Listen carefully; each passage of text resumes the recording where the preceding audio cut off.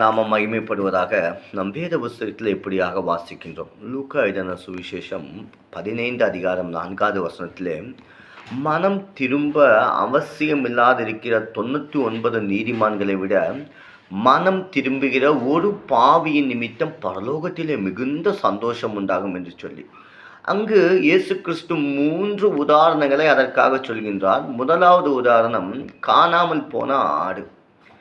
இரண்டாவது உதாரணம் அந்த இடத்துல 10 வெள்ளிக்காசனுடைய உதாரணம். மூன்றாவது கெட்ட குமாரனுடைய உதாரணம்.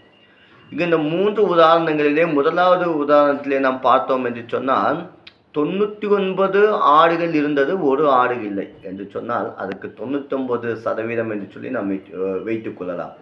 இரண்டாவது உதாரணத்திலே 10 வெள்ளிக்காசுகள் அவர்களுடைய கையில் இருந்தது, ஒன்றை அவர்கள் துளைத்து விட்டார்கள் என்று சொன்னால் 100ல் 10ல் 1 9 ஒரு 90% என்று சொல்லி நாம் ஏற்றுக்கொள்ளலாம். இங்கு மூன்றாவது உதாரணத்தில் அந்த கெட்ட குமாரன் அப்பாவுடைய ஆசையிலே பாதி எடுத்துக்கொண்டு போகிறான். அதை 50% என்று வைத்துக்கொள்ளலாம்.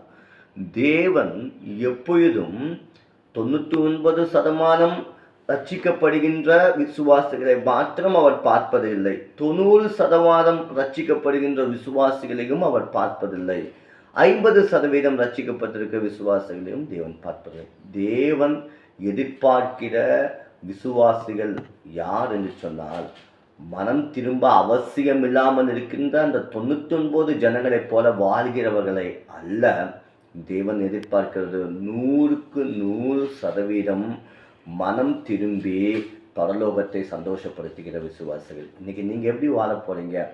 நீங்கள் உண்மையாக மனம் திரும்பி பரலோகத்தை சந்தோஷப்படுத்துகிற ஒரு உண்மை உள்ள விசுவாசியா உங்களால் வாழ முடியுதா? நீங்கள் வாழ்ந்து தான் ஆகணும். நமக்கு முன்னாடி நிறைய சேலஞ்சுகள் இருக்குது, நான் ஒத்துக்கிறேன். ஆனால் நீங்கள் வாழ்ந்து தான் ஆகணும். நீங்கள் வாழ்ந்தால் மட்டும்தான் பரலோகம். அப்போ தான் பரலோகம் உங்கள் மூலியமாக சந்தோஷப்படும். அப்படிப்பட்ட ஒரு கிறிஸ்துவ வாழ்க்கை வாழுவோம். கர்த்தர் தாமே உங்கள் ஒவ்வொருவரையும் ஆசீர்வதிப்பாராக. Praise the Lord.